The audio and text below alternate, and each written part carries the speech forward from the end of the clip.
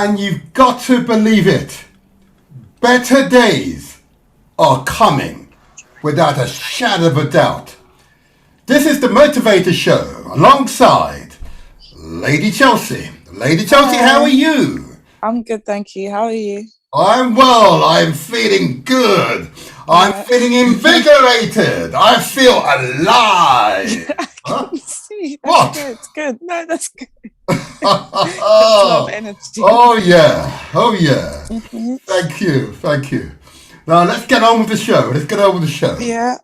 Okay. There we go. I just love your enthusiasm. Yeah. Sorry. Come on, huh? Come on. First of all, let's give appreciation to JOAN King, who's taken us from night to day. I give praise to you, JOAN King. Praise Jah. Rastafari to you. Praise Jah. Huh? I want to give praise, of course, to the Galaxy management, those stalwarts of the community, who's ensured that this program can continue, and hopefully will continue for another 35 years. I give praise, of course, to our revolutionary, visionary leader, Chief Pakambabai, Elder Elokrute, Abu Ratata, and of course, Empress Solutions Shanice. Long may she continue with those solutions and determination. Never forgetting, of course, one of the longest serving pilots here, Nickel, the most royal. I give praise to you, Nickel, the most royal. Yeah? Stayed with this station for so long, in some cases for lifetimes. More than 30 years, Lady Chelsea. Wow. Yeah, it's a I long won't time. ask you how old you are, but more than 30 years. It's a long time. It's a long time. It's a long time. And of course, as one of our previous guests would have testified, Ndidi Ichoa, that inspired Nigerian entrepreneurial journalists in Nigeria, and she pointed out in one of her most powerful articles, it's not Africa's natural resources that its wealth, it's the technology that derives from those resources, which is Africa's wealth. So I want to give praise, of course, to the engineers who's ensured that this station can continue for 35 plus years, And we've changed from platform to platform, from different formats to different formats, to we are here today. So we are transmitting on digital radio, through Galaxy Radio, and on the internet, that's galaxyafiwe.com. Galaxyafiwe. And just to make sure people understand, is A, that the after Galaxy is AFIWE.com, afiwe.com. Yeah?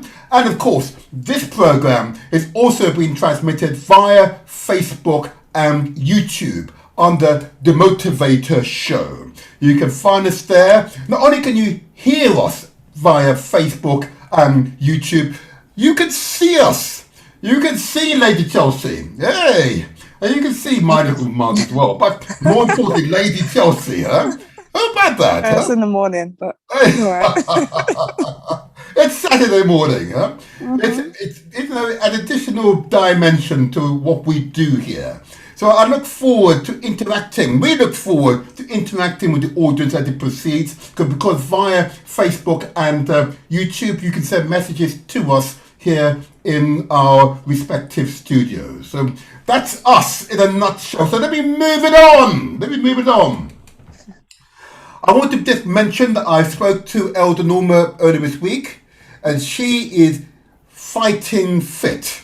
Great. And again, I remind people why refer to her, because she can remember Britain in the 40s, in the 1940s, the same decade as the World War. She remembers Britain in that time. She remembers Britain in the 50s, indeed, the roaring 60s, 70s, 80s, 90s, 20s till today. She has a clear memory of Britain throughout that period. And of course, it's not a question of being intelligent, it's really a question of awareness.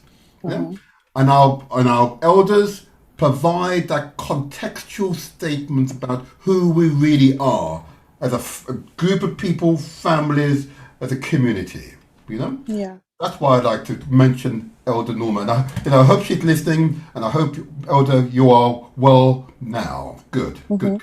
Okay, so well done to her. But I'm also conscious, as I've mentioned in previous programs, Lady Chelsea, Yeah. I'm curious about the numbers of people who raise questions about the health statements. Isn't it curious? They What question questions? why do it. Yeah? Oh, Isn't that well, curious, you know? yeah. Then I have to point out to them that in our community we have abnormally high instances of diabetes. Much of it, you know, this is type 2 diabetes, which are fundamentally lifestyle diseases. We Yeah. have unusual levels of hypertension, you know, high blood pressure, you know, and you know, and there are far too many of us involved in sort of sedentary lifestyles. In other words, not exercising, you know, Yeah. and So, yeah. therefore it's incumbent upon us, isn't it, Yeah. to remind people, because we want them to be around for the next 20, 30, 40, 50, 60, As long as 70, they 80, can. 100 years. Because you'll be doing it then, I may not be there. But, you know, 100 years hence. Is it true? Yeah, yeah, why not? Absolutely. Absolutely. So let's give these health messages, you know? Yeah. And remember, I am not an authority on health matters, but I can simply suggest to people they should consider. Yeah. I say to people, consider the amount of sugar you're ingesting. Okay, the additional spoons of sugar you put in your teas and coffees, or those sweet drinks that you're consuming, or these large tubs of fruit juices, which are essentially the sugar drinks, really. You know, yeah. Yeah. And the cumulative effect it has on your body, not tomorrow, or next week, or next month, or next year, or even the next decade, in future decades, it has on your body. Sugar. Similarly for salt. Yeah. Add all this additional salt to our diet. It's absolutely unnecessary. All the experts tell us it's unnecessary. Yeah. There's usually sufficient salt in our food. If you are going to add salt, only just a sprinkling is necessary. We Yeah. don't need this. You know, I pass the fish and chip shop. I watch them to go. Yeah, there's a lot, isn't it? Pour it on, you know, just pouring it on. Oh, for heaven's sake. You There's know? some seasonings as well. Oh, So just, seasoning? That's some seasoning, Lady Chelsea. If no, I may I say mean so. like in like things that we cook as well, like all the salt in like all the and like Whoa. in all of that we don't think about Oh my as well. gosh. So I know it's nice, but maybe Oh, reduce some of that sometimes. hypertension, you know? Yeah. I just ask people to consider the amount of salt they're ingesting. Yeah. Consider the amount of fat you're taking into your body. I mentioned last week going into the butcher's, an English butcher's, and they this Yeah. T-bone steak, you know, Yeah. lovely looking steak. In the centre of it, well, this white stuff. Yeah, yeah. What is it? Fat. Yeah. Hardened fat. Yeah, hardened fat. Yeah. But the butcher weighed the meat with the fat. Yeah. The fat costs as much as the T-bone prime steak. Yeah. But you know when he's weighed it. Oh, do you want the fat in there? And of course the customer said, no, I don't. No, I don't really need Yeah. that. Yeah. So he spent the next 5 for the fat. But they've already just paid for it. But he went straight into the bin. So you have to pay for it anyway. Oh my God. Yeah. And another customer comes in buying these porks, Yeah. pork strips, meat on top, and underneath it's just fat. Oh my gosh. Yeah. It's a lot, isn't it? All I could see was heart attack. All I could see was heart attack. You know? Yeah. Oh my gosh. It's true. I mean, you would hope they're not eating the fat, but Well, yeah, you would the hope fact you so, have to but they pay. cook with it though. Yeah, they cook True. with it. Yeah, No. true. In order to get rid of it, they were cooking it. Oh my God. I said, Yeah. Why would you accept that? Yeah, as a Yeah. lifestyle, you know? Mm. Then, of course, another area with nutritionists would tell us that we should be concerned with. That's, of course, to make sure we drink the appropriate amount of water. You know?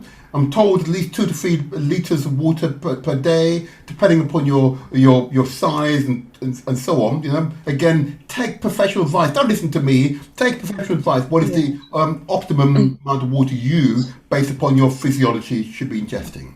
Mm-hmm. You know, so important. And of course, all nutritionists and doctors would tell you we need to up the amount of vegetables and fruits that we're ingesting. You know, Yeah. we should try as far as possible to minimize as far as possible processed foods.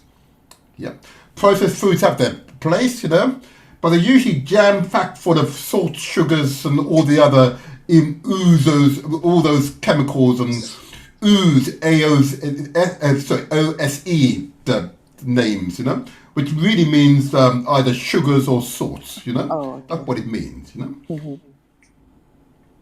And these are just straightforward, I say, health messages, but common sense statements, really. And if in doubt, don't just take my word for it. Go speak to your doctor.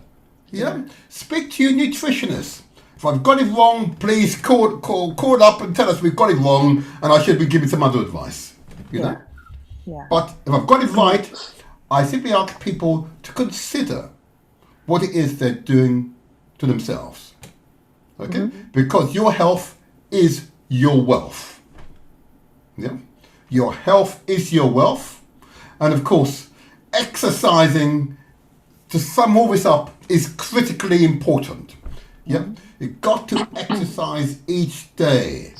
And not exercising your body is in effect to allow poisons to build up inside your body. Your body needs exercise. Yeah, we are built as human beings to exercise, to physically exert ourselves. That's why we have bodies. We're not simply a brain. Yeah. Huh? Yeah. We have some other mechanism to feed our brains, you know. But Mm-hmm. our bodies are an integral part of who we are. Therefore, we've got to exercise. If only for 5 or 10 minutes per day, but vigorous exercise of 5-10 minutes a day will keep the doctor away. As my doctors tell me, anyway. You know, Yeah. it's so important. And of course, the other part of all of this are, of course, our not only our physical health, but our mental and our spiritual health. You know, give ourselves the opportunity to just be quiet, to allow ourselves to settle, yeah, to allow the energies within us to flow freely, and to be unbothered by all the trials and tribulations of life. And if people are troubled, seek professional advice. Do not suffer alone, because you're never truly alone. It's only that's a barrier, a mirage people set up around themselves. Yeah, that's self-imposed loneliness. Yeah, self-imposed. I encourage people to seek professional advice. And as regards our spiritual health, that we can take care of ourselves. But you've got to give yourself the opportunity to meditate, to allow your spirit to rise, so that you can raise your energy levels and you're able to focus, to be determined, to be relentless, you know. And as you can see in the background, success is ours for the taking. Yeah, it's up to us to take the success. Yeah, that's why the programs exist. Success is ours for the taking. This is the Motivator Show alongside Lady Chelsea, where we translate our words into action. Yeah. How about that, lady? Exactly. Yeah. You're Thank you, different. thank you, thank you. Yeah. Has anything happened to you this week of note? Oh, don't say no. No, people, I know this is a very shrewd young lady, okay? Come on. I am actually working with a artist as a I'm helping her market, so I'm like her and another girl being her like marketing managers as she's releasing her first EP. So that's something I'm doing to gain some skills and help me get a job and stuff. EP? What's Oh, that? sorry, like her project, her album. Oh, body of work. Yeah. So I'm helping her with the social media marketing every Tuesday and Thursdays. Oh, So good that's for something new you. that I am doing. I told you, people. I told you. This is one to watch, you know. I'm trying. Well done, you. Well done, you. Thank you. Give us updates every so often, you know. That'd be really interesting to Yeah, understand how that's that fine. evolves, you know. Okay. Always good to look out for you because your success is our success, as you Thank well you. know. Yeah, Mm-hmm. we are family. Yeah, we are family. Okay, good. Well, that's a good news story. I like a good news story. You know? Yeah, I'm half full, never half empty. Huh? exactly. Yeah. There you go. Huh? There you go. Mm-hmm. There you go. Now, let me also, if I may, Lady Mm-hmm. Chelsea, just talk about last week's show, which I was Yeah, really that's fine. impressed by. You know, I want to congratulate the Pentecostal Credit Union, you know? Britain's largest black financial institution. Yeah, largest depositor in our community. In other words, they take money off the counter. You know, who've been functioning and growing for 40 years as a credit union. You know, Mm. and I just want to give praise to them. You know, yeah, Yeah. I want to give praise to them because obviously, if there's anything that is notable in our community, that we are very religious people. You know, we are devout. We are devout. And if there was anything, if there was any progress going to happen, it would always come from that part of our community that we give the greatest financial support to, and those are our churches and mosques.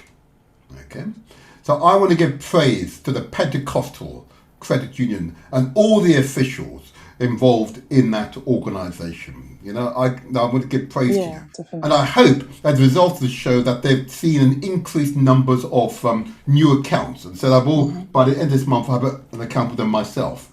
I definitely want to continue to give support to the Pentecostal Credit Union. I'm really proud that once I've opened up my account to announce I've opened up my account, you know. And I wish to encourage others here to open up an account with the Pentecostal Credit Union. They are a safe bet. And what's more important, not only are they a safe bet, they come from us. You know? Yeah. You know? They come from us. They are us. You know? I'm proud. I'm proud to give a shout out for the Pentecostal Credit Union. You can do a quick search engine search and you'll find their website. They are a brilliant organisation, you know, and I hope to get them back again in not too distant future to talk about future planning, and of course not forgetting the African Credit Union, who were on with them last week, and I'm pleased to inform that contacts have been made between the two organisations in order to develop collaborative ventures, you know, and that's what we want to see. You know, they can collaborate. They may consolidate one day, but first stage is always collaboration. Any community functions well when individual members of that community are collaborating. Yeah, working in unison to common aims and objectives. Yeah, that's how success is born. You know, success is ours for the taking. Very, very important. So I want to give praise to both organisations for their maturity and visionary thought processes. Okay, we wish them the best of luck. You know, in fact, we don't need to give them the best of luck. They will be successful. Yeah. Success is ours for the taking.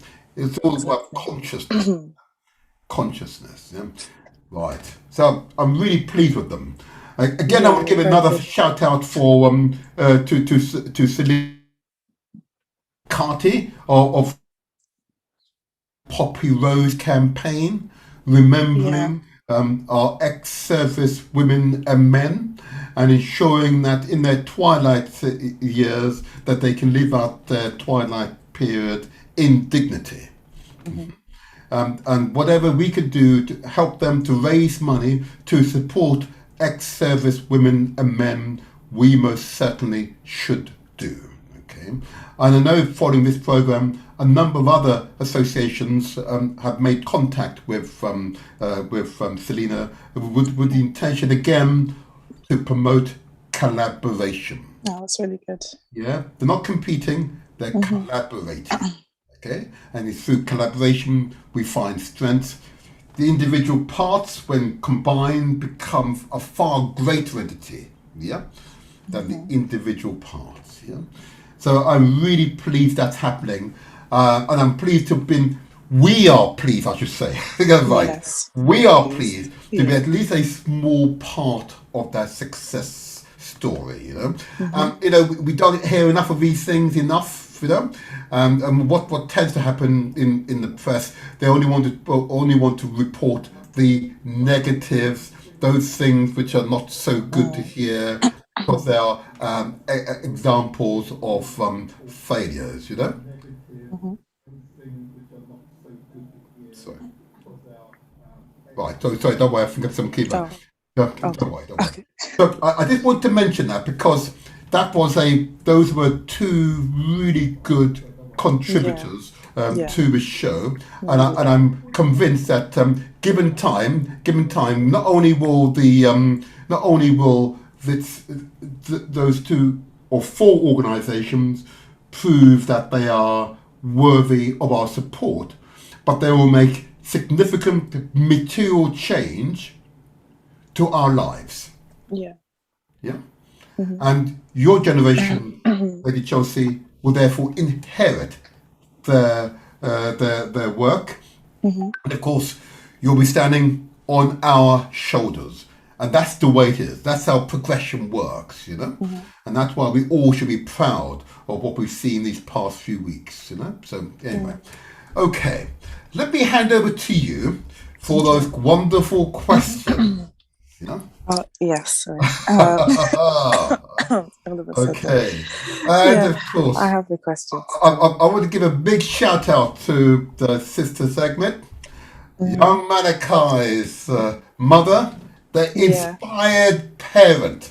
Okay, and of course, she inspired us to do this show today, and why we'll get on to why that's important in a moment. But I Yeah. want to give a big shout out to her and hope that all is well with her. And once Lady Chelsea gives out the questions, the number to call, both parents and young people, I'll give out the number, just so Lady Chelsea gets herself ready. And the number to call is as follows. It's 0203 481 5240. I'll repeat the number. It's 0203 481 5240. You've been asked to enter a PIN number, and the PIN number is 3707 33 43 97, followed by the ash sign. And just for people my age, it's that vertical and horizontal sign. I'll just give out that PIN number once more. 3707 33 43 97, followed by the ash sign, vertical and horizontal symbol on your keypad. Okay, Lady Chelsea, I'll hand over to you. Yeah, that's fine. So this is the competition we've been doing for months now, and it's to win the book that young Malachi wrote himself. It's Tutankhamun, The Tale of the Adventurous Boy King. So we have two questions, same as usual. So the first one is for under 10s, and the second is for children 11 to 16. So the first question is for the under 10s. Let me turn this up. Question 1. How do you spell Tutankhamun? So that's, how do you spell Tutankhamun? Okay, that's the first question. Okay. Second question. Question 9. Who or what did the people of Kemet worship during the time of Tutankhamun? So that's who or what did the people of Kemet worship at the time of Tutankhamun? Mm-hmm. These are So important the two questions. main No? questions. Yeah. Yeah, important questions. And I hope our guest later on, I wonder if we would put similar questions for our guest. I mean, we could ask, because some people it's a morning, they feel pressured, but we could ask. I'll give you a hint for those who don't realise that I guess our educationists, so Hopefully. So it will be interesting to see how this one works out, But Yeah. I'm interested. You ask an education that same question. That'll be interesting, But why it's such an important question? These are such important questions because these are extremely important. Tutankhamun, an extremely important part of African history. Okay, Egypt is in Africa. Yeah, it is. I think you just say it loud, Okay, Egypt is in Africa. Yeah. Okay, and it seemed like an obvious thing to say, but Yeah. No, they don't market it that way. some So I people might say, understand. no, it's in the Middle East, Libya is in the Middle East. I said, no, it is very much in Africa. Yeah, it's in the northern region of Africa, but it's very much integral part of the continent of Africa. Yeah, exactly. Okay? The Egyptian civilization is very much an African civilization. Okay, and it is true that when you often see here in this country, many of the images of our ancient royalty, from which Tutankhamun derives from, you see them with these straight notes, you see them like that, Well, just as white Yeah. people. Really. Now, the reason for that, of course, and people forget, part of this propaganda, is that look at the Sphinx. Why do you think the Sphinx nose was shot off? Because good old bony part of Napoleon was offended there was an African nose. Yeah. Do you understand? Yeah. And of course, Eurasians had almost carte blanche for a good few hundred years across Egypt and much of Africa, and been able to destroy many of these artifacts and disfigure many of these statues. Yeah. So they propagate the idea. I have no idea why they wanted to propagate the idea of part of our history, as it were, that somehow Egyptian royalty had pointed noses. It's an absurd suggestion, but if that's all you've been fed all your life, believe it or not, there are some people here in Eurasia who believe that because they've been fed that information all their lives. Yeah. It is very sad. Yeah. Can you imagine Africans coming to London and digging up the grave of Oliver Cromwell or one of the British monarchs? Wouldn't go down well. Yeah. And then affixing to their statues an African nose. Can you imagine the uproar, the effrontery? Can you imagine? It'd be crazy. It'd be crazy, wouldn't it? Mm-hmm. But that's exactly what's been happening. And this is an important lesson, a very important lesson for many of the audience who are listening to this show and other shows, but mostly this one. That's why this station is called the de-brainwashing station, because it's simply damaging all round to produce false narratives such as that. Yeah, exactly. So, of course, African history is not taught in British schools, other than the enslavement, chattel enslavement period.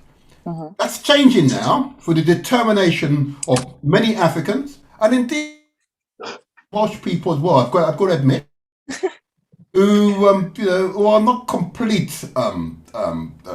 xenophobes, Yeah.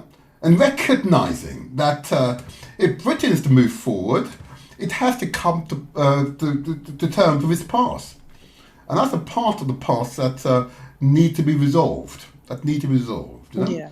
So that African children, black children in this country, going through schools, will not have to suffer the psychological trauma of being excluded from world history, because it is a psychological trauma, okay? And it's been a source of many a child's disruptive behaviour in classrooms. Because I found that when I was a school governor, the disconnect between what was being taught, how they've been taught, and the relevance to, in some cases, a largely African or black classroom is quite profound. It is quite profound. And Britain can do better than that, okay? And I believe Britain can do better than that, okay? And it is, as I said, it is changing, even though we have a quite right-wing government, I must say, but they are slowly making progress in this regard. And I just remind the audience that we had, I think, an outstanding guest in the case of Tony Searle, who produced a report. Its content, some members might question, but the recommendation particularly came to the national curriculum, a recommendation that we here would support, that African history, black history, should be taught in British schools and therefore included in the national curriculum. And it should be more than simply the history of African chattel enslavement period, the transatlantic trade. And if that was to happen, it will be transformative in future generations, okay? But we can but anticipate with continuous resistance, because, the propaganda machine in this country is pretty powerful, and holds ordinary people's minds very much in a lock, Yeah. Just like that, They don't realise it, they're in a lock, And the reason why they're in the lock is because those who are in control, the aristocracy, those who are, with great means, want to keep the ordinary masses in control, so they don't argue for equality of opportunity. They don't argue for more of the national wealth. Yeah. Can you believe over 85% of the wealth is owned by a handful of families in this country? No. That's a ridiculous situation, isn't it? Yeah. Do you have people disgusting. can barely pay the basic bills because they're so Can't poor? eat, can't get healthcare. It's lots of things. Yeah. Stupid. Yeah. Absolutely More stupid. than. You can't run a society that way. Yep. No. Which is Not why I've successful. got to tell you, there's only one of the parties which are really promoting genuine equality of opportunity, seeking to spread the wealth across far more than just a handful of families, so that there's no reason for people to starve here in Britain, It only happens through, how can I say, abject neglect and being uncivilized, Yeah. Anyway, let me not drift too far. But more importantly, though, the teaching of African history in a national curriculum is a critical component if we are to transform Britain. Okay? Britain will not be transformed if these basic steps in producing a more egalitarian society is to be achieved. Okay, and if Britain wishes to continue to be just an island off the main coast of continental Eurasia, okay, Britain's got to innovate. It's got to evolve. But if you allow the past to keep holding you back, Britain will not evolve. And this is an integral part of British history that needs to be put right.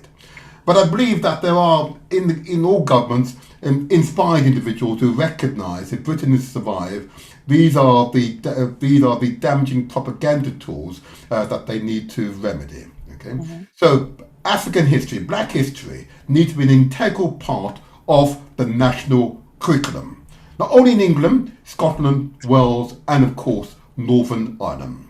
All the nations of the British Isles needs to have a Black history, African history on their curriculum. Yeah. There you go. There you go. But of course, the purpose of today's program, you remember, Lady Chelsea, Yeah. is of course to extend our ability as a community to ensure that our children, young people, realise their academic potential. It has always been troubling to me. I went through the school system here, and I noticed that there were some teachers whom always seemed to mark my work down. You know, some teachers who simply could not relate to the students that they were teaching. Okay, and those students tended to underperform. Some teachers who, when applying sanctions, were applying draconian sanctions such as 17, 15 days or permanent exclusions, where a member of their own community, they might do a slap in the hand or why don't we take them and have a counselling session. Right. In other words, our children going through a British school were getting and continue to receive in some cases a bad deal. And this is damaging to Britain. This is why I don't understand. Britain needs an educated workforce, regardless of their ethnicity. It needs an educated workforce because an educated workforce is likely to produce wealth. It's a new technological age. Okay. Now, if the British establishment are unable to make changes at the rate and the pace that we need to save the enormous talent that exists within the African community, whether you're from the Caribbean or from the continent, then we should do it for ourselves. I say again, success is theirs, ours for the taking. It's ours for the taking. Okay? Yeah. So, in the early days, when I was a child, I went to a Saturday school. I used to live in Greenwich. I went to a Saturday school set up by the local church, which my parents were an integral part of. I went to a Saturday school. And I learned more at the Saturday school in the early days than I did at the mainstream school. In fact, the Saturday school was a catalyst for me becoming a natural researcher, a natural investigator. I became hungry for knowledge, particularly when I discovered knowledge about myself and my community, my peoples. And I could raise my head up high, knowing that from Africa were the first human beings, from Africa were the first civilizations, from Africa were spawned mathematics, astrology, literacy. Powerful knowledge to discover. And I tell you, I was proud. Tell me, and when I went into mainstream school, I paid attention. Because now I could see the relevance to me. And my friends did the same. All boys together. Imagine none of us, all nine of us, paying attention. And the teachers finding that almost intimidating. Because they wanted to hold us back. And finding reasons to hold us back. So it's a personal testament to you and to the audience. But we won through. Because the parents were determined that we should receive the best possible education. And whatever it takes to deliver that education, they were committed to it. And that's, I believe, going back, he says, the early 60s. That spawned the Saturday school or so-called supplementary school movement. So I'm really proud today, Lady Chelsea, that we've agreed that today should focus on what is my school governor for 20, educating the youth, the young people, our children. Because if we can educate a child, what we we're the inventors, the creators, They're the ones that will make a difference to our community. A conscious African person is the most awesome human being. Yeah? The most awesome human being. And I say conscious, someone, boy or girl, who's aware of their history, their culture and traditions, and the proudness that comes with that are awesome people. Awesome people. That's what we've got to build. Marcus Garvey said, we will build a civilization that will astonish the world. Yeah? We'll have overcome all the adversity to build a united Africa, a united civilization. Yeah. So I'm infused that today we have some wonderful guests. Okay. Now, a young man, he doesn't mind me calling him a young man.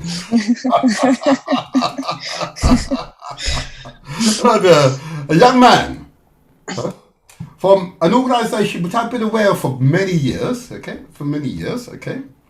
But I'm going to use the entire title for the moment, and use the acronym thereafter. The National Association of Black Supplementary Schools. Okay. A remarkably important organization, yeah? An organization that, as an overview, strategic overview of the so-called supplementary or Saturday schools that are the creative genius from our community, the energy in our community to be transformative. Yeah? So we as a people make a real contribution to British society. Mm-hmm. So I want to welcome Brother Naya. Huh?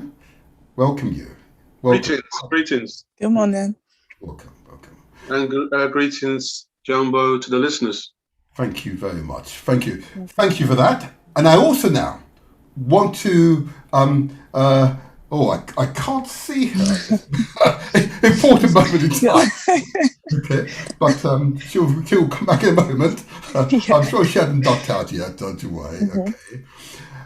Another group of people who I absolutely love, because I've been involved working with them for many decades, they're teachers. I love teachers, you know. If the world was run by teachers, I believe human civilization would advance considerably. Oh, okay, no. We need genuine leaders who can teach, you know, and encourage inquisitiveness, yeah, and encourage inventiveness, yeah, not ones that that are wedded to inertia and doing things that it did 10,000 years ago, you know, but constant evolution. A teacher inspires, you know, yeah. That's what I mean. So I'm really pleased that we've got Sister Joan. Can you hear us? Oh, she's looking in the Caribbean at the moment. Sister Joan, are you with us? Yes, I'm with you. Sister Joan, who has produced an interesting piece of educational material, which I know parents and others will be very interested in for us to discuss, and I really want to give promotion to it. It's an important development because we don't see enough of this happening, where a practitioner, a professional, produces materials designed to support parents in supporting their children. Okay, but Sister Joan, I'm going to come back to you. I wonder if I may go to the. I'm now going to refer to it as NABS. Can I call it NABS? There you go. Okay. And what I'm going to do, I'm going to hand you over to my co-host, Lady Chelsea, she's better able to ask questions than I am. I'm just a in-between person. Wow. Hand over to the young people. They're the ones, because they're the ones who are likely to ask those questions that are most insightful. But anyway, Lady Chelsea, over to you. Okay. Hi. Good morning to both of you. It's nice to meet you. I'll start with you. Sorry, brother. Naya. Naya. Sorry, Nia. I was trying to pronounce Nia. It is Nia. Whoa. Okay, I've got that. It has a meaning. Why are you doing this? Nia. Sorry. Okay, cool. So we start with you. So I've never heard of NABS before. So this is the first time that I've come across it. So I just want to know what's the purpose of it and what's your role in it? What do you do? NABS has been running for 14 years. And the purpose of it is to promote and help African heritage supplementary schools around the UK.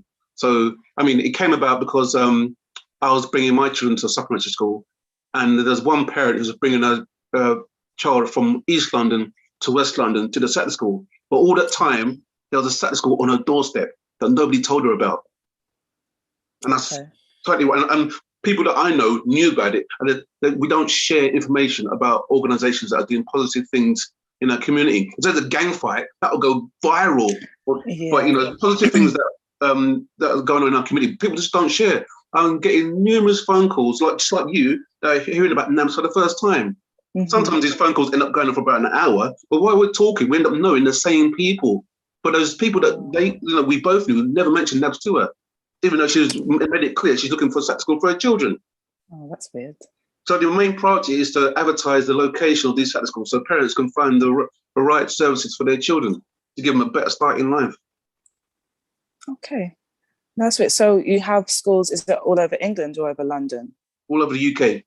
All over the UK. I even managed to connect a sister in Australia with a Pan-African school, thanks to Brother Lord McManser, who's based in Scotland, but he's got like 17 African heritage Saturday schools under the name of the Kwame Nkrumah Academy. So he's got them dotted all over the place, but I'm still waiting for him to finish the website so I can promote the different locations, but he's got them all over the world. And I was able to connect a sister in Australia. I mean, Australia's big, so it's still 300 miles away. I was still able to connect a sister to a Saturday school. And that's the purpose. It's to signpost services to our people. And, on my website, I've got things for gang intervention, mental health, home education, and black businesses. Just sharing information that we're constantly moaning about and arguing. It's just there. Yeah. And we're on social media. All you got to do is click the share button. We love drama too much, and that's our fault. Can't be blaming racism and slavery for it. It's all us. The time. Yeah, we need to share positivity as well. No, I understand what you're saying. Okay, that's helpful to know. It's not at that point, if I may, Lady Chelsea. I noticed on your website, Bodania, that there are a number of full-time schools quoted as well. What's so special about those full-time schools? There's a constant request for full-time schools, so I thought I'd put them on the website so that people can have that information. I've heard that Seventh-day Adventist Church have got 7. I've only located 3. I've seen some others, but the 3 that I've located, from their pictures, they seem to be full of African heritage children. I visited one, which is Eden in Southwest London, and it's beautiful, beautifully run. The teaching staff are amazing, and they're very, even though they're Seventh-day Adventists, they're very culturally minded and very aware of the black child's needs. So, I'd more than recommend them. Previously, we had New Mind School, which was run by the Nation of Islam, which was one going for a while, and there was another one run by a friend of mine in Tottenham. I can't remember what it's called.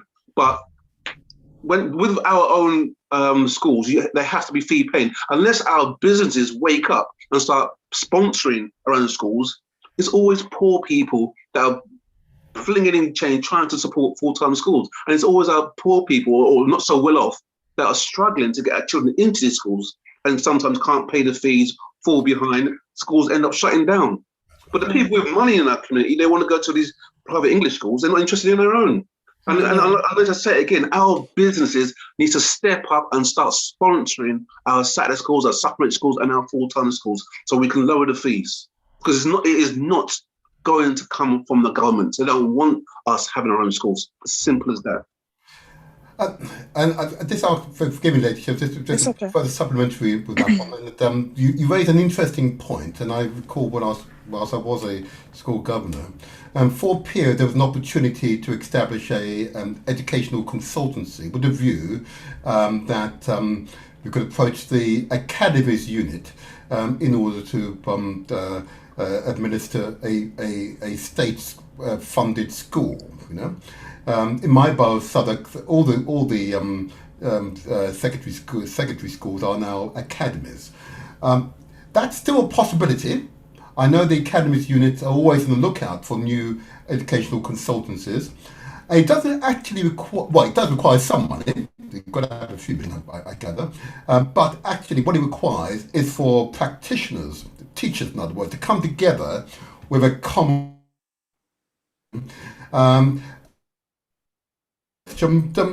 if that opportunity was to afford itself, that teachers and potential sponsors from the community were to come forward, would that be something you'd be interested in being involved in?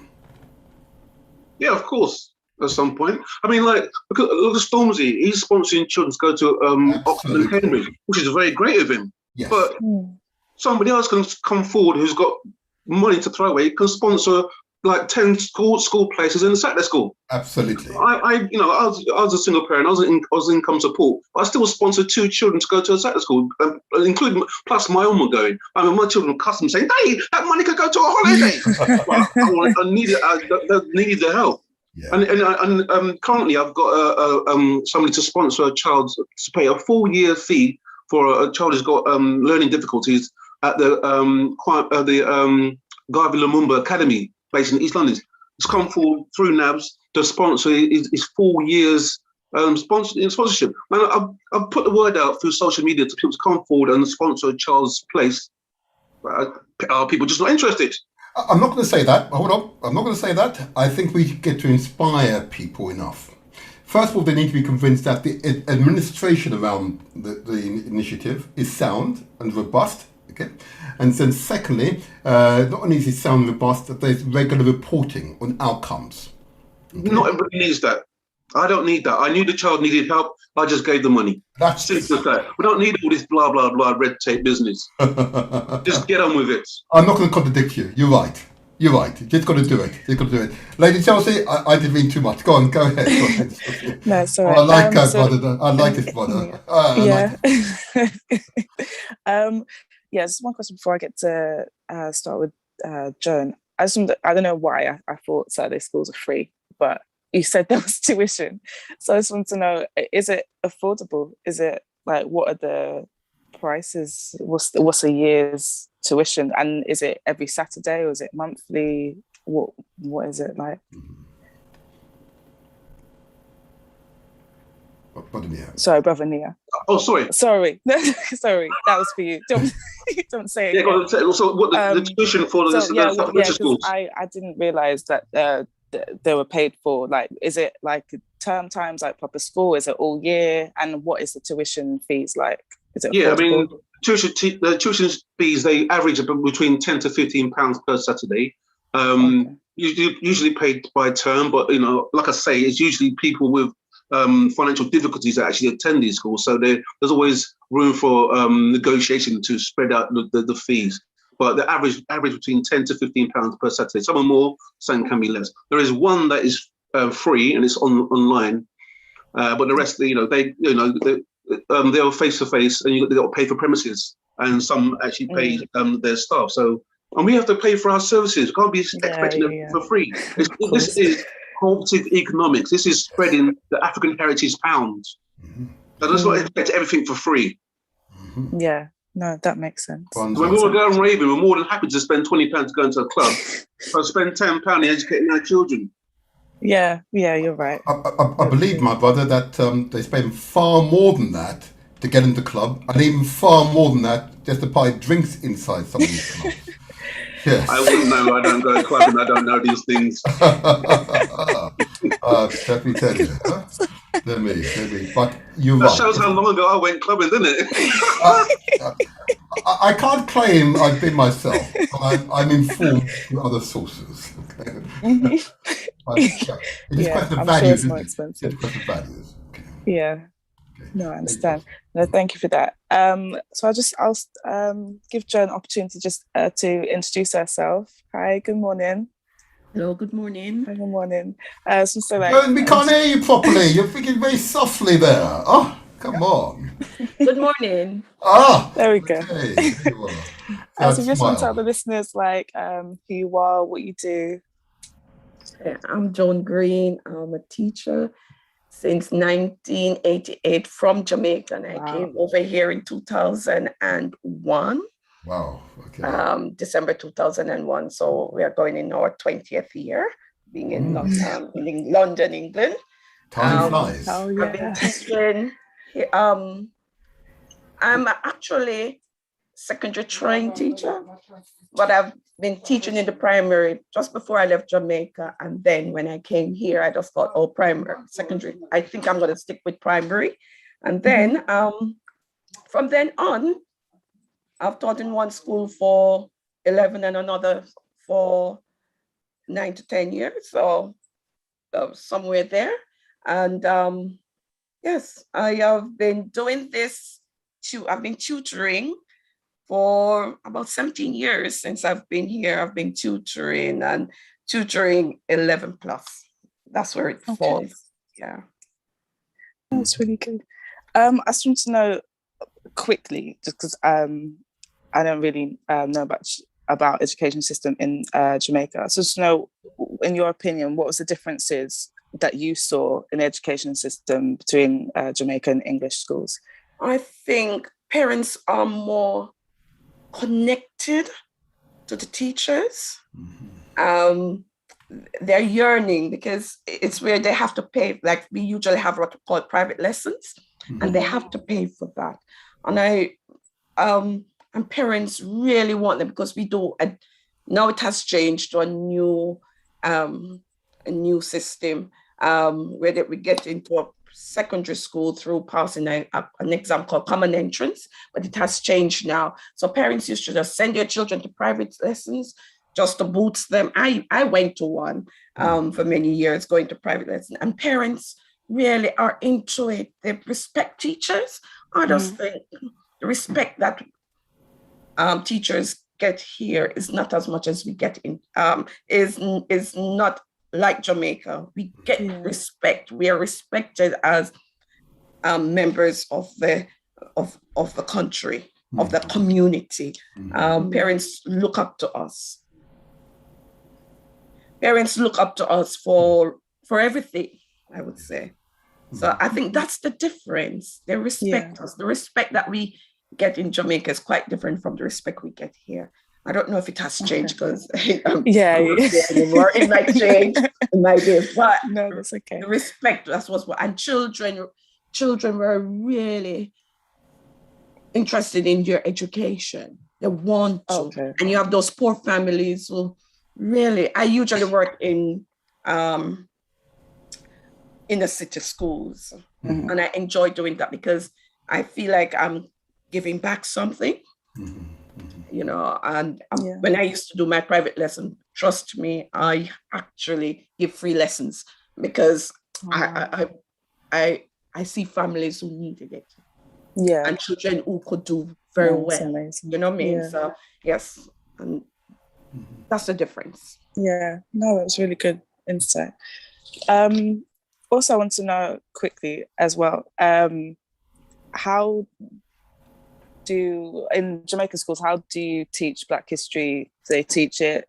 It's all about Black history, to be honest. Yeah. Well, we look at the slave trade and all of that. So it's really a lot on the Black history. I didn't know much about the English side of things until I came. Okay.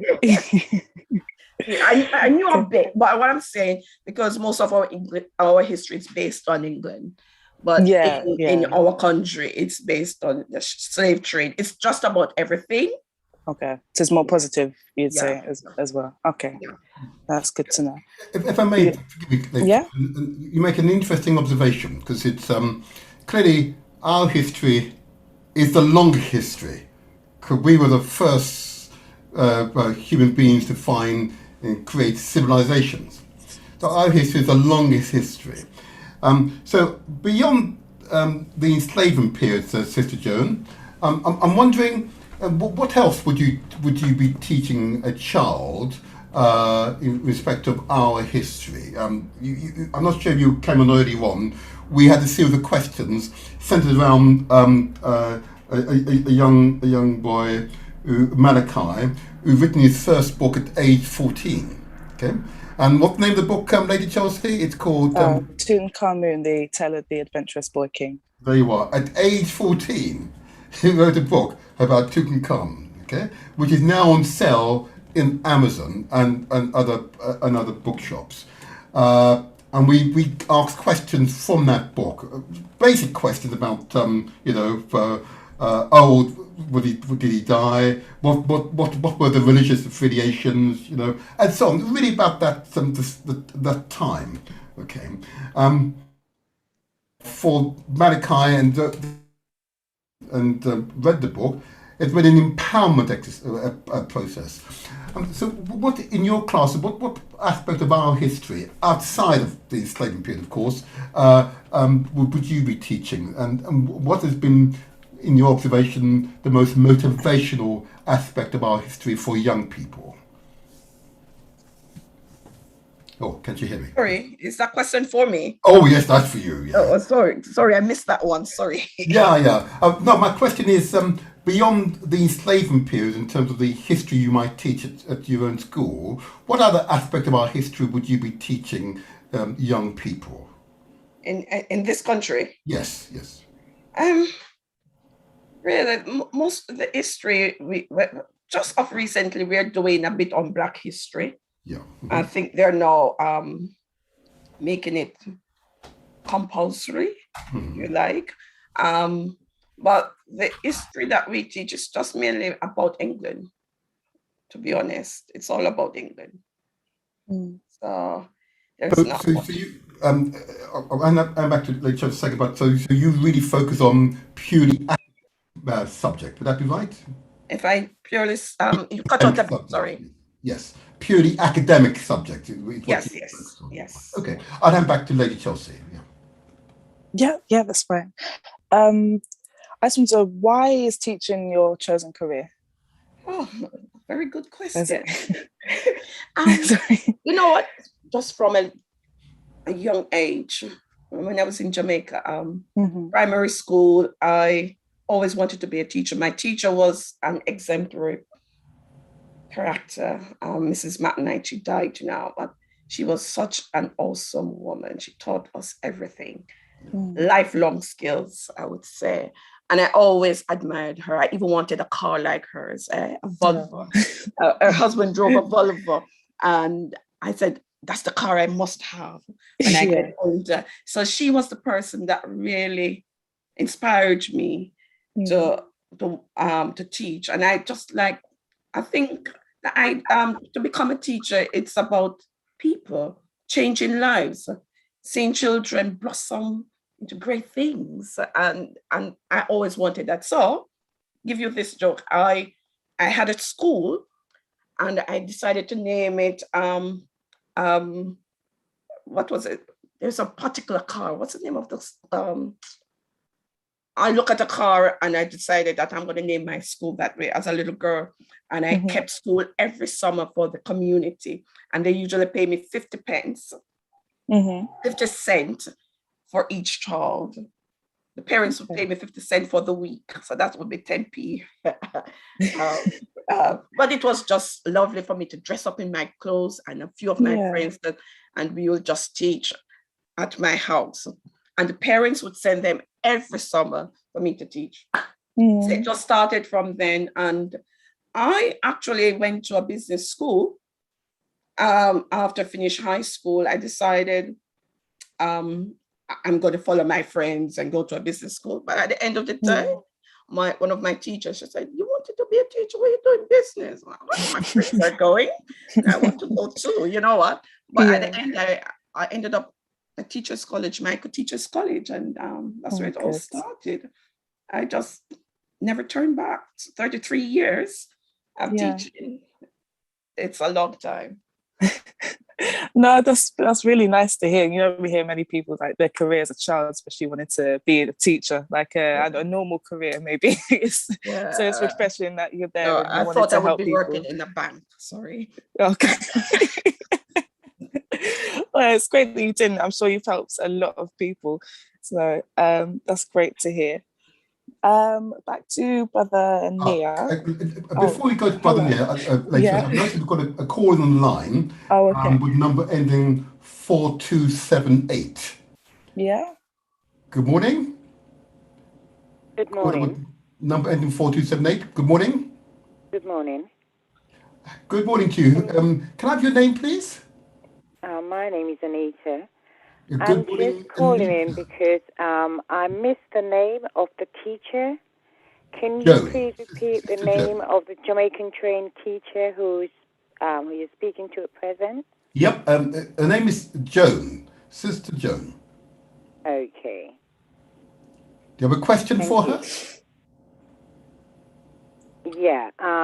What I would like to ask Sister Jones is that does she think it is very important for our children to be taught our African history? Is she, but first of all, I'd like to know, is she actually teaching in school at present in England? Or is she a supplement teacher, or is she a private teacher? Okay. There's a lot of questions there. Sister Jones, would you like to respond? Okay, I am presently teaching in a school in England. I've always been teaching, never stopped. And yes, I think Black history must be taught because children need to know their roots. They need to know their roots. So I was so happy that it is now becoming, and I hope it's going to be kept that way. It's now becoming an important topic area of studies in the schools. Because they need to know. A lot of children don't know. They just don't know. That's right. And it's so sad. They just don't know anything. They don't know about slave trade. And when they hear about it, they're like, oh, I'm like, yes, it happened. So I think they need to know where we're coming from as Black people. Okay. Can I also ask, do you teach secondary or infant? I teach primary. Primary. Okay. Any more questions? I'll let you ask one more question. No, it's okay. So- What area do you teach in at present in the school? Do you mean geography or do you mean subject-wise? No, what area? In London. Do you teach in London? Right. Yeah. In London, yeah. Yeah. Where about in London? North or south or east? Southeast. Southeast. Okay. Is that all right? Yeah. Thank you very much. Thank you very much. And can I ask before you go, did you have children yourself? I have, and I've got grandchildren. And the reason I'm asking is because I've got grandchildren, and I am very concerned with the fact that the education that they're getting in school in this country is not fit. Yep. I hear you. Yep. And I myself was also a parent governor in school, so I am very much interested in our children being taught about themselves and where they're coming from, and above all, their history. Okay. And Sister Anita, before you go, would you be interested, and I was discussing it with Brother Nia earlier on, it is possible for the community to form an educational organisation designed with the intention is that we seek sponsorship from the community, financial sponsorship, so that we're able to approach the academies unit with the view that we'll seek state funding to manage a state secondary school. Now, you're a parent. Is that something you would want to put your energies behind, to see that one of these academies are as a result of our community's initiative to put a stake in the education sector and therefore be responsible to manage a state secondary school? Would that be an initiative of interest to you? Yes, very much. Okay. And it's well overdue. Well overdue. I thought you might say that because you're a governor. Yeah. I hear you. I've made a note of your number, okay? And I may well be in touch with you in the coming weeks and months, okay? Yeah. But my brother, you were the very person who turned me on to the governorship it was you who advised me to become a governor. That Oh, praise the Lord. There you are. Praise Joe Rastafari. Did I? How long ago was that? Yeah, I was a school governor for 5 years at my children's school. Wow. Oh, good for you. Good for you. Well, Highly if I made a small contribution, that's worthwhile. And I hope you found the experience worthwhile, but Sister Anita. Yes, I did find it very interesting and helpful. And it was truly empowering, wasn't it? You could see what influence you had in the school. Yeah. Yeah. And you noticed governors yeah. Pardon? I didn't hear that. I've said governors employ head teachers. They recruit head teachers. Yeah. Yeah. That's right. And head teachers at each governor's meeting have to give an account of the performance of that school during that term. Yeah. Yeah, and you're able to ask detailed questions about that performance, okay, and therefore create policies to ensure the head teacher, and of course the teacher cohort meet governors' expectations. Yeah, but some of them do not like questions that is asked by the, Hey, it's too bad. governor. It's too bad. Ask the questions. Yeah, you've got to ask those questions. Yeah. Yeah. That's why I encourage people to become school governors. Yeah, at the very it's very important. It is very important that parents are involved. It's very, very important, my brother.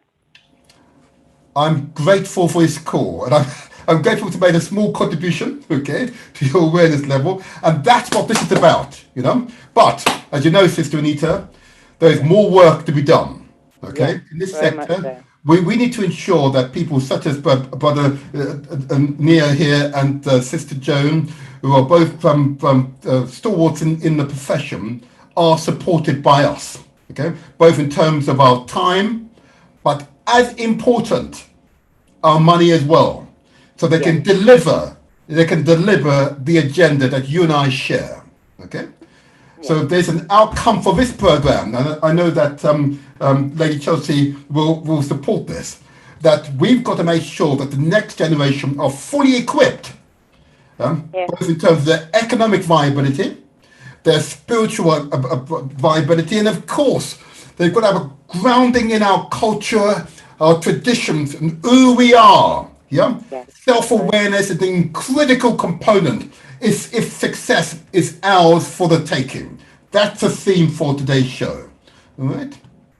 Yes, that's true. I do agree. Praise be, Sister Anita. You and I will talk again, don't you worry. And we'll give these professionals here the support that they need. Yeah? Thank you. Thank you for the call. I really appreciate it. We really appreciate it. Thank you. Thank you. Bye.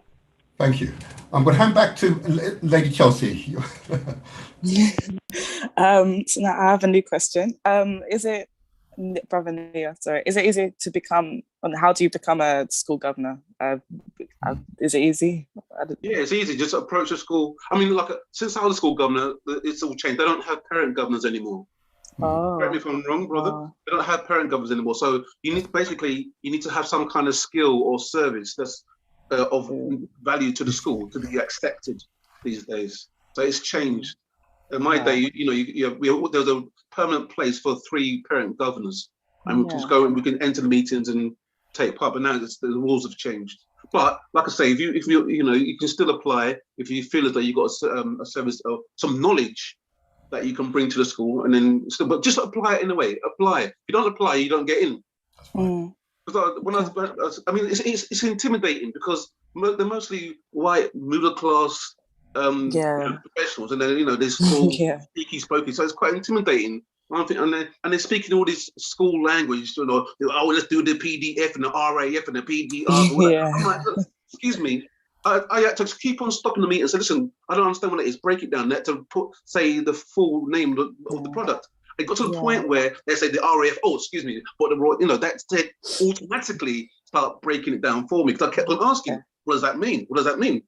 And it turns the school I was at, the head teacher was voted head teacher of the year. Oh, wow. She was flying. She was beautiful. She's doing everything. She knew every single child's name. Of 1,600 children, she knew every child's name. She was an amazing head teacher, but in the background, she was doing some naughty stuff. Oh, Okay. And, you know, and things like when I first went there, you know, she was loaded up, and even my children loved it. She was at the front gate every morning, greeting every child, and you know, children loved her. They really loved her. And when we went to the government meetings, which was about once a month, for one evening, once a month, when we went to the meeting, the governors were giving her grilling her. I'm like, why are you giving her such a hard time? Oh well, all this done, and then they're really grilling her. And then her team came, you know, she had all the heads of departments there giving answers to targets and league tables and blah blah blah. And it was interesting to see and just to listen to. But they, you know, the governors were really good. They knew their stuff and they just really grilled her. But it turns out she was doing some naughty stuff in the background, and then we had to vote to get rid of her. okay. And one thing I came up with that I didn't understand, because being a parent governor, it's so useful being a parent governor, because, you know, well, I'm the kind of person, I talk to parents and I know all my children's friends and I'll talk to their parents. That's how I am. And I've noticed that one child's not in school anymore. But when I go to the meeting, they say, we've had 2 suspensions and no exclusions. We've had 15 suspensions, no exclusions. They kept on saying we have no exclusions. But I kept on realizing there's 5 children that I knew weren't in that school anymore. So I said, excuse me, but you keep on saying there's no exclusions, but I personally know 5 children who are no longer in the school. So where are they? Oh, managed moves. That's right. Yeah. And then later, I said, okay, fine. And then it later came up on the news, on BBC One News, that managed moves are illegal because the schools will not put them down on their recording them as exclusions, and that was illegal. What does that mean? So managed moves means the school will negotiate with another school to let the child go to that school. So basically passing them off onto another school. So it doesn't go down as an exclusion on their record. So they say, oh no, we've got no exclusions. So you just passed the child to another school. So it's a managed move. But because the child is not in that school, and then the pupil premium is not going to that same school, that's right. That's an exclusion. Yeah. And they were passing it off as a managed move. So I brought it into the meeting. So listen, you keep on saying you've got no exclusions, but you've got about 7 managed moves. These are exclusions. You need to record them as exclusions, and they did, and they had to change it. Okay. Well, like I say, you need to have some knowledge of the school practices and stuff to be a governor. Just do a bit of research, and your local authority do have training for. Well, they did back then. I'm not sure about now, but there was very good training for governors. Very good training. So look up a training if you want to be a governor. Thank you. Thanks for that question and answer. But that's an important aspect of my experience as a school governor for 27 years. But I'm just very conscious of time, Chelsea. So I want to, if we may, just go back to Sister Joan. I'm particularly interested in this book that's behind us. Okay. Yeah. All you need to know about the 11 plus. Okay. Tell us, Sister Joan, about this book that you've now you've authored and is about to be launched, I believe, in a week or so's time. Just tell us about it, please. Well, this book has birthed out of concerns that lots of parents had. Every time I'm tutoring, they'll be asking me lots of questions, and I'm like, right, how can I help these parents to know exactly what they need to do in preparation for this examination? And it's during COVID. So you know what? Out of every bad situation comes something that I think. Lockdown, and I'm like, what am I doing with myself?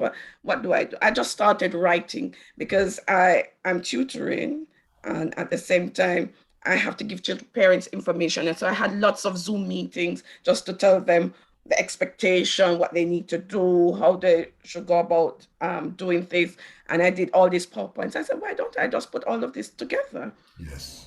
So that everybody else can benefit, because if so many people are asking, these questions, then I'm sure there are many more people who will be still asking the same questions when they can get some answers for it and more educated as to what this program is about, how to go about doing it. And it's all about the preparation for this examination.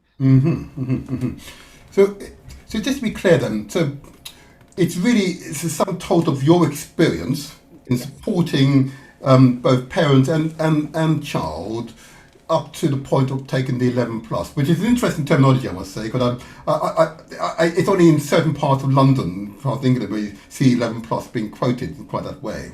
But it was interesting. So I've not had the opportunity yet to look at it, okay, but I look forward to that opportunity.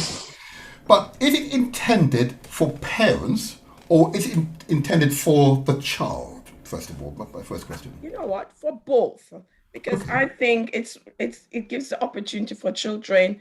It's more parents and children because they're inside the book. We have skills tests that they can practice. Okay. That I have created. So it's both for both parents and children. Okay. I would say. And is it suggesting, and I'm not suggesting that was your intent, that a parent needs to buy a lot of equipment and resources, or is it that within the book either typical cognitive test or academic test that will be found in a test paper to enter a school? So how are you putting together? Mm-hmm. Well, it's really in that book, it gives parents the opportunity to understand what they're getting into, because I think lots of parents do not understand when they should start preparing these children for this particular examination, and give them a taste as to what examination, what the test questions are like, and it really, for me, it's a easy read, and it's there to really help those parents who don't understand. Even if you understand that some parents, they want their children to do this examination, but they don't know how much they have to put in it. There's resources. They have to be using these resources, I'm afraid. It's not just get up and do. You've got to use these resources because it's not what we teach in school normally. I think that's where it is. It's just a fraction of it we do in school. I understand you. And forgive this question, or not. There is quite a few books out there that purport to help parents and children through the 11 plus. What's distinctive about your book?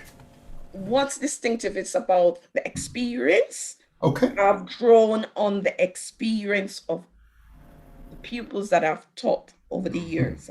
The experience I had with parents. Yes. So I think that's the difference, is that hands-on experience that I have had with parents. I've had parents breaking down before me, and I'm like, okay, right.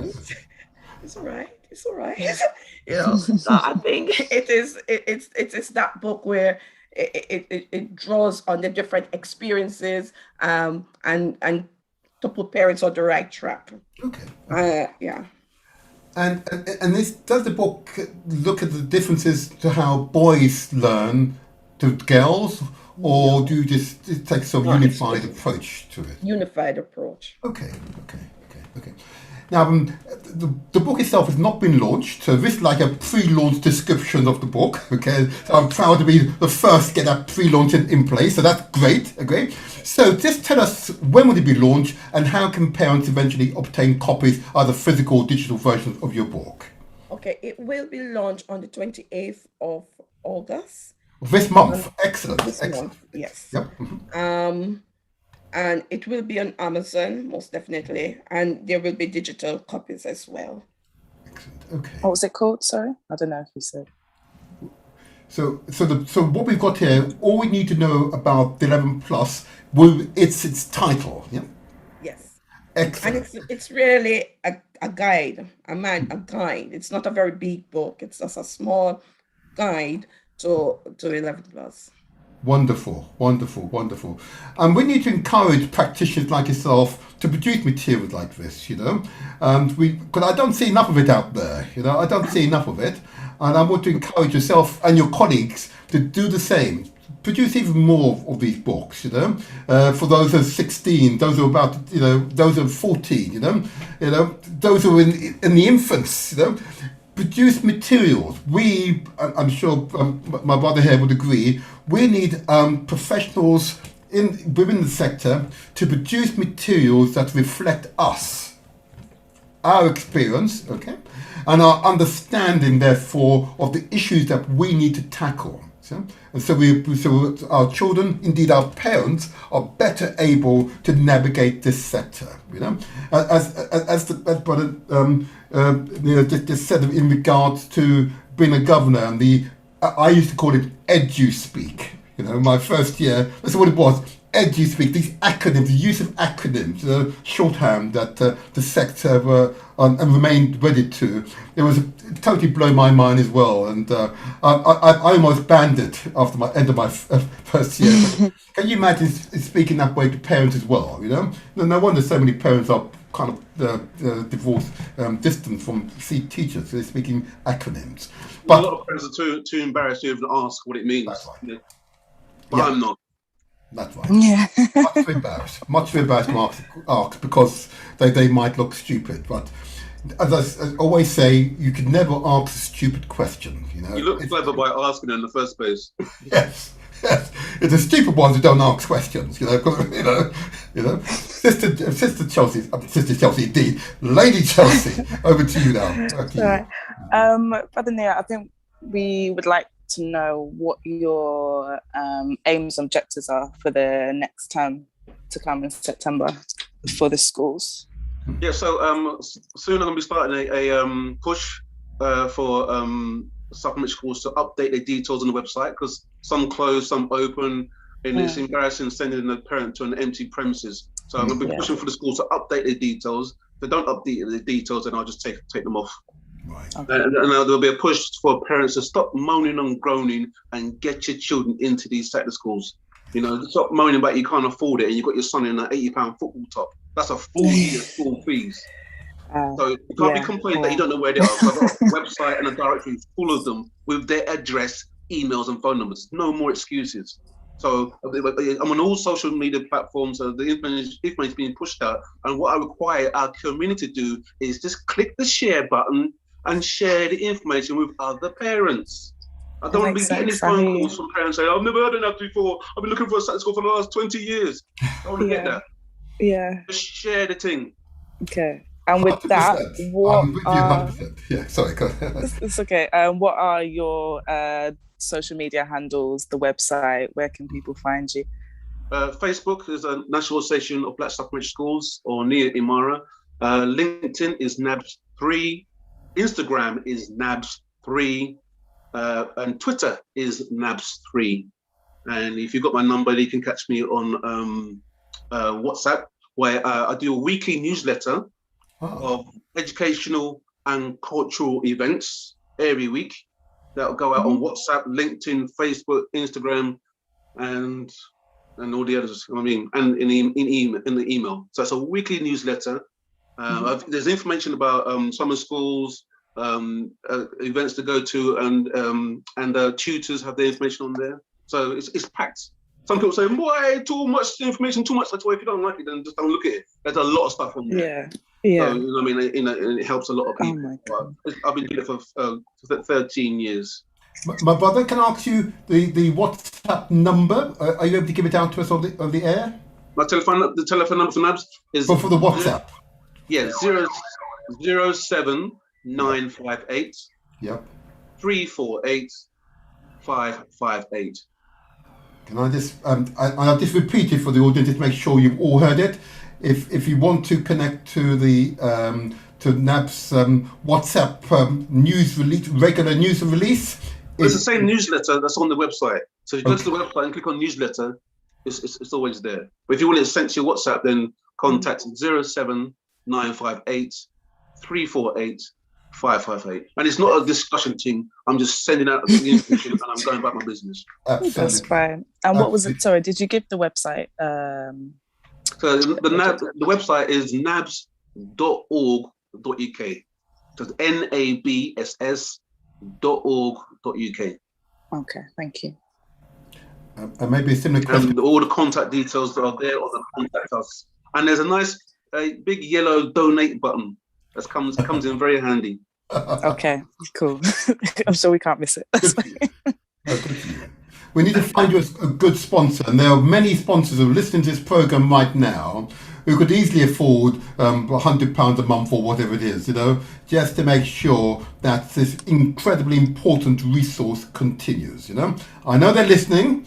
I want to positively encourage them to make that sacrifice. It's a sacrifice well worth making, as we did last week in supporting the largest financial institution in our community, the Pentecostal Credit Union. Similarly, I ask of those who supported the credit union equally to give support to NABS. And I know this brother from a long time, long before he had any white on his chin. Okay, let me tell you, this is someone I can recommend. Okay, without a shadow of a doubt, without any reservation, totally committed. Anyway, we lost him. He'll come back. Don't worry, he'll come back. Let's go to Sister Joan. Similar question for Sister Joan, I imagine. So you said the book is coming out next week. So just want to know, give the information, where can we find it, how much it is, or any details you're happy to share with the audience as well. Right. Details are a little bit minimal. It's going to be on Amazon, most definitely. I'm still in contact with my publisher, but I know it's going to be on Amazon. And the launch is going to be on the 28th. I think that's when everything is going to be published, all the different media that it will be on. I'm sure it's going to be on Facebook that I'm on. I'm not a great media person. It's okay. Social network is not my thing. I'm going to get in it, I think. And is that just your name? Is it just Joan Green? People can find you? Yes, it's going to be Joan Green. Yeah. Okay. Cool. And it will be on my website, which is everything just started. The website, everything I did all in one go. And it's brightertuition.co.uk. Let me be sure I remember it correctly. That's okay. Yes, .co.uk. Yes. So it's www.brightertuition.co.uk. But everything is not there yet, so because everything is just putting together. So and Sister Joan, and you did you say you're organising a launch event? Is that right? It's on Zoom on the 28th. Yes. Okay. So I see. So the Zoom details are not available yet. No. Oh, what a great shame. Okay, we would have given promotion to it. Okay, so if it's possible, Sister Joan, if we can get it by the 21st, the Zoom details, we'll give promotion next week to your launch event. Okay, I will speak to my publisher about that. There you are. Okay, and we get as many people to turn up on Zoom to your launch event. Okay, because we want you to be successful. And we want you to encourage those in the profession from our community to produce similar materials to help children, help parents, so that we're all successful. Okay? Your success is our success. Success is ours for the taking. Okay, let me hand back to Lady Chelsea. Oh, okay. Otherwise, it's okay. It's not ready. I'll continue. Don't worry. Okay, please. Okay, I will. Well, what I want to do now is encourage those who are listening. We've got questions for who I believe are truly inspired Africans. Okay, because if we don't ensure that our children survive, the education system, it directly impacts our community. And I'm always fascinated sometimes when I speak to people on this subject. There's a wonderful quotation that I was taught when I was a child. Okay, a child without education is like a bird without wings. They are incapacitated. In our community, we've got to raise our expectation, continue to raise our expectation for our children's academic outcomes. If your child is coming home without any homework ever, you should ask the question. If when you go through a child's exercise book and all you're seeing is E, D, F, and just red marks, ask questions, Get them into a Saturday school. Oh, I'm getting there. Don't worry. I'm getting there. Don't you worry. I'm leading in that direction. Don't you worry. Have no fear. You know? Ask questions. Yeah. If you find if the school's holding a annual meeting with parents and they report on the school's performance, and your school is not in the top quartile amongst the top in the borough or top in the country, ask questions. Why aren't we? Just ask the question. And if you continuously receive blocking answers, okay, and you're not satisfied with your child's progression, that's why Saturday schools exist.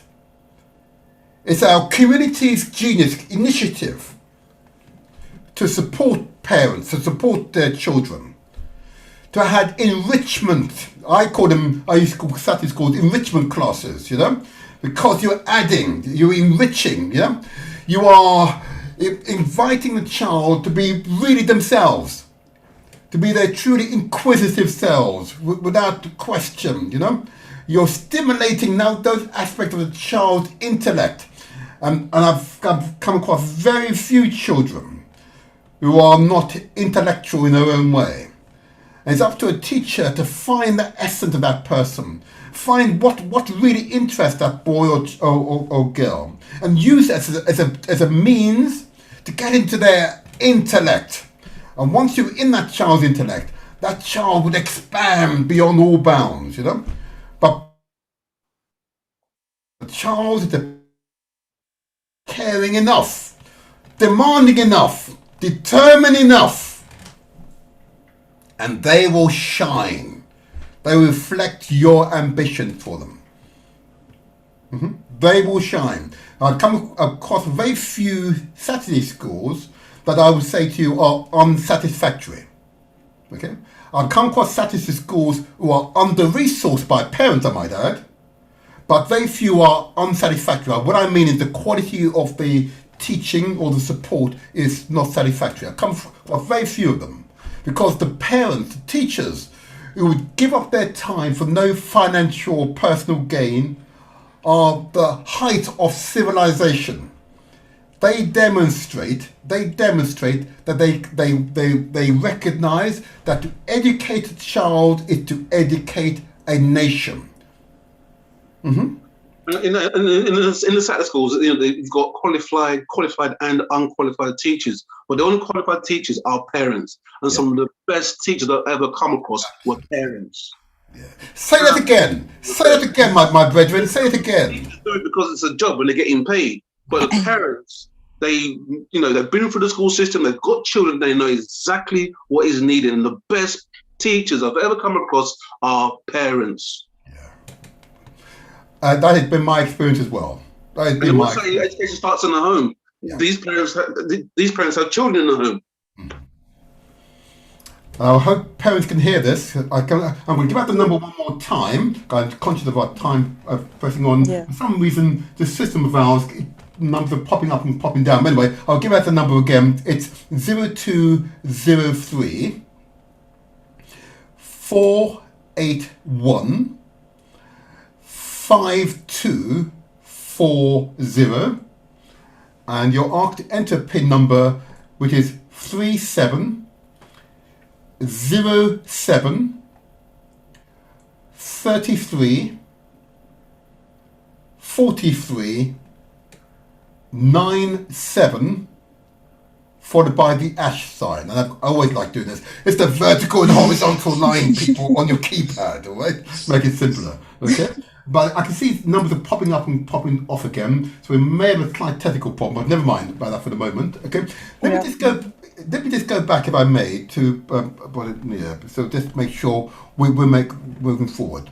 So I'd undertake, Bolivia, to gather parents who have that enthusiasm you just described. Okay, one, the objective will be that we want to create an educational consultancy with the ultimate aim to be able to go to the academies unit with the view that we will be funded by the government to assume control of a secondary school.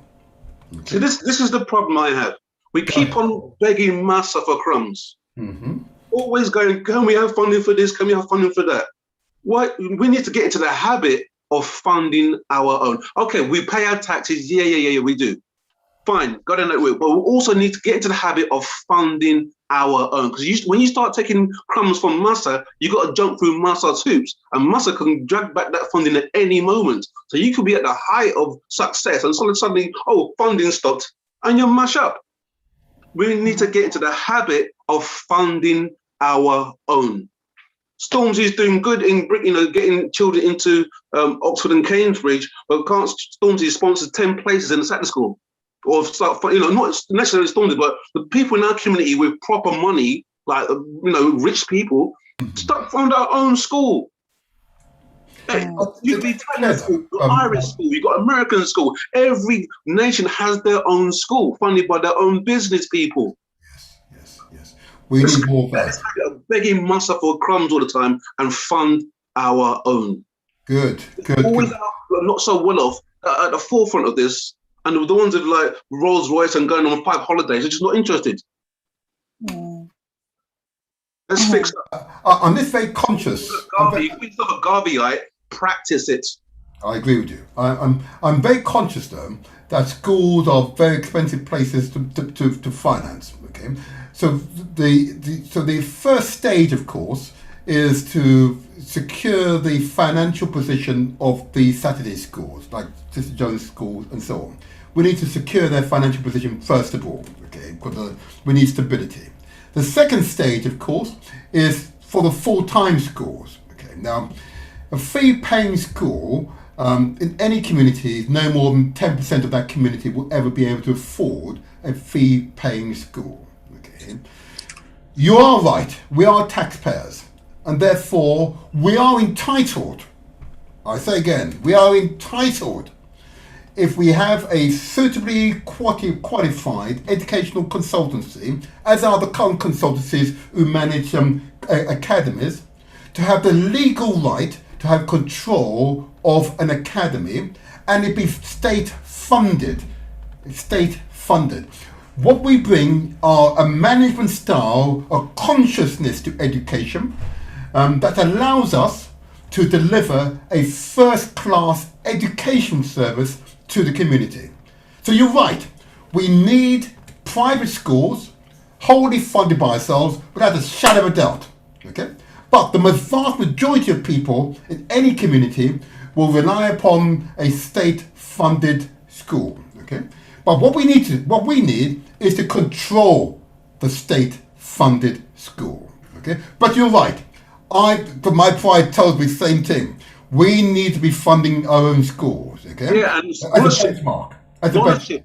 For our own school. So, if we can't afford it, there's people out there that can sponsor a student to go into our own schools. Okay. It's so easily done, but people just need to get on with it. Get on with it. My brethren, let me tell you. There's no much good. We've got plenty of money. We've got plenty of money.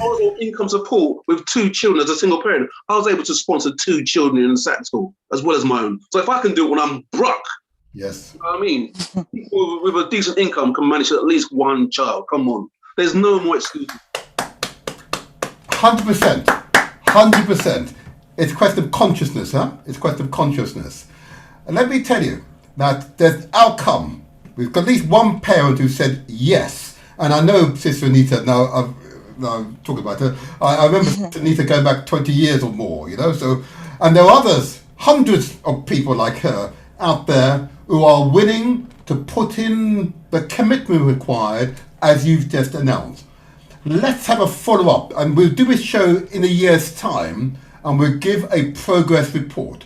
And the reason why that is, we want to ensure it's open and transparent, and we can take criticisms, and we also would welcome support. Okay? But this is a passion. I share your passion. I share your passion. We must, forgive me, we will make this work. Success is ours for the taking. Praise Jah, Rastafari. Oh yeah. You just keep that up, my brethren. You just keep that up, okay? We keep it up. I've been involved in trying to set up full-time school since 2005. Yeah.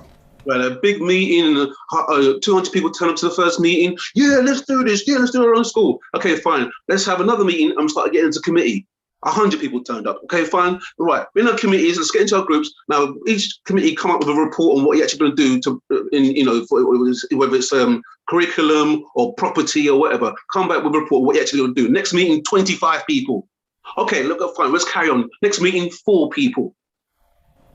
You know what I mean? When 10 supplement schools put in an application. When this free school scam came out, remember the free school business? Yes. Dirty thinking scam, undercover privatization of the school system. 10 supplementary schools put in an application for a free school. I was part of a art school of excellence application. Yes. We had an international merchant banker for Barclays did our finance. I had 2 black female deputy head teachers who did the curriculum. 40 years experience in teaching, did our curriculum. The only issue we had was property, but the system was offered a property for free for us to use as a school. We put in an application, everybody got rejected, apart from the Christian-based schools who were linked up with Harris, but that fell apart because Harris scammed them. But we all got rejected. And the thing is, we did not get the support from parents because we had to show there's a demand from the parents. But the parents didn't come forward and say, look, I would like my child to go to this proposed school. Well, everybody got rejected. So this is why we can't rely on the government. We need to do our own, funded by our own, supported by our own, because every other community does it except for we. Yeah. And we can't keep on blaming slavery and racism. Nah, get on with it. Because while we're taking so long, we as adults are failing our children. Mm-hmm. Yep. That's why our children. Oh, we lost him. Yeah. Oh, no, it's making a profound statement, huh? Yeah. And the forces intervene at that point, my sister Joan. he was just telling it how it is, yeah? Is he back? Here we are. He was just telling it how it is. And we lost you. We lost you for a moment there at the point at which you were saying that the parents were failing the children. Continue. It's important for the parents and the community to hear this. Go ahead, my brother. Continue what you were saying. Yeah, we should be employing our children. We should be housing our children. We're supposed to be educating our children. We're supposed to be feeding our children. Okay, classic example. Upstairs, where I used to live before, upstairs is a Chinese man and his wife. Mm-hmm. He's old. He's like in his 70s. He don't speak a word. He's been in this country for 45 years. Yep. He don't speak a word of English. At least he says he doesn't have to. Because all his basic needs are met. All his food's by his people, his education's by his people, everything's done by his people. He don't speak a word of English. But little did I know, he was keeping an eye on me. Yep. Because every time they see me, they're like, aye, and I like touching my hair and all that stuff. Aye. But one day, I said to him, look, good morning, sir. He said to me, why is it that you black people let white people teach your children? I'm like, raw. Number one, I didn't even know how to speak English. Number two, I didn't know he was keeping an eye on me. Yeah. I hear you. And that's a profound observation. But I've been in exactly the same circumstance myself. And you and I couldn't really respond. Huh? We could talk about history and so on. Yeah. But actually, we need to take control. We need to take control and be comfortable in being in control. We need to commit ourselves. As we pay tithe to a church or a mosque, we should pay tithe to a school. Yeah, absolutely. Huh? If we've got £1, we've got to make sure it circulates in the community at least, more than 10 minutes. Mm-hmm. Yeah. So we are obliged to set up businesses that serve the community. Yeah, and we are obliged, therefore, to support practitioners like yourselves. It's in our mutual interest. And I'm getting messages on my phone from people, and I say, well, why don't you just call in and put the question to them? But you know what? You know what it is? Because now you have to be accountable. Yeah, you can't blame other person. Here. You have to be accountable. This is why it's the motivator show, where we're supposed to translate these words into action. Were there any good questions? People are coy about being responsible. They want to be able to blame other people and say this and that. But ultimately, we have the power to define. Yeah, and as far as I'm concerned, we play the victim far too much. Too long. Far too much. Go on, Brendan, tell them. That narrative where we're the kings and queens of our own destiny. That's right. right. Regardless of what masses do, let's do our own thing. Because everybody else is doing it, let's start doing it for we. Okay, I like that. Look, even Lady Chelsea's fanning herself now because this is getting hot. That's what I like to hear. This is what I like to hear. I'm conscious we've only got 7 minutes. My brethren, I did want to go to Sister Joan. And lastly, Sister Joan, what else would you want to share with us? Words of inspiration for parents and young people who are listening to you, because, you know, what you can't beat is a good teacher. You know? What's your final words to us? I would say that I need to see more, not being funny, but all Caribbean people are living in this country, really getting their children tutored, seriously, really investing in their children's education. I don't see, all these years I'm tutoring, I can't see much of any of our Caribbean-based people. It's mainly African. It's just mainly our Africans and our Indians and the Chinese, but not the Caribbean. Very few. I can count on one hand, maybe 3 fingers, to say I've got 3 parents from the Caribbean. Full of Caribbean heritage children, packed. Pardon? That's where they are. In the Saturday school, they're full of Caribbean children. Now, I'm just talking from my experience, from my side. Every week, there's a lot. Hold on. Okay. I From my perspective, I want to see more of them doing it. Because I know from where I live, maybe because we might have more Africans, maybe, but there's a lot of Africans who are doing it more than the Caribbean on my side. hear you. I want to see more of that, and really just to take our education serious, you know, pay more attention to your children and communicating with them more, see what they're doing. It's quite important. Thank you. And I respect what you've said, because it is a challenge. In some Gobos is quite correct that in my experience, particularly in my part of London anyway, it's there's a good mixture of continental Africans and Caribbean Africans in the Saturday schools. The numbers of Caribbean Africans still are not enough as a proportion of the population, you know, and that is, for us, we need to have a chat with ourselves. We need to talk to ourselves. In fact, if I may be so bold, I take the view that when a child comes into our community, regardless of who is the mother and father, it's a community's responsibility to ensure that child reaches consciousness. The village mentality. The village mentality. We cannot leave it to a single mum or single dad. Yeah? It's a community's responsibility. Okay? And it's that consciousness, you know, my sister Joan, that maybe we from the Caribbean need to reconsider, you know? It's that village, we talk about village mentality, but we don't exhibit it in our behavior, you know? That's the next step. That's the next social step, responsibility step that we will take as a community. That it's a village mentality. We take care of our children, regardless of the parents.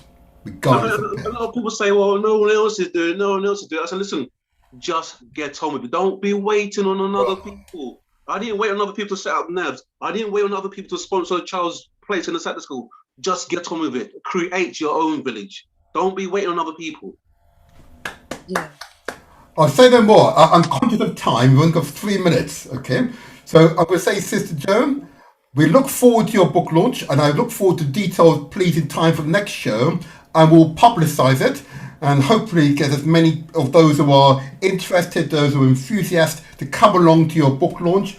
This is unfortunately too rare occasion that we have a practitioner from the profession producing materials for parents and young people.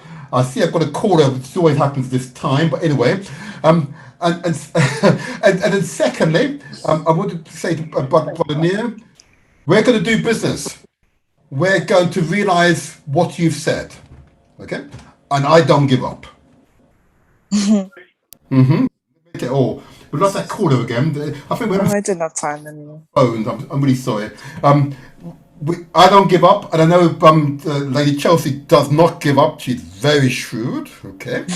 and let me tell you that we will continue to give promotion to your organisation, and we'll continue to give promotion to the idea, the concept of establishing an African-led private school, as well as an African-led consultancy with a view to establishing an academy here in Britain. Okay. Now, both initiatives can run side by side, and you're right. You are right. There are a significant number of millionaires within the African community, both continental and Caribbean communities. There are a significant number of millionaires that I've come across and could make contributions. But I've found the only provider they've always said to me is the question of governance. Ensuring that if you make any donation, the money will be spent where it be spent. And I always say, look, you only give it to those with a proven track record.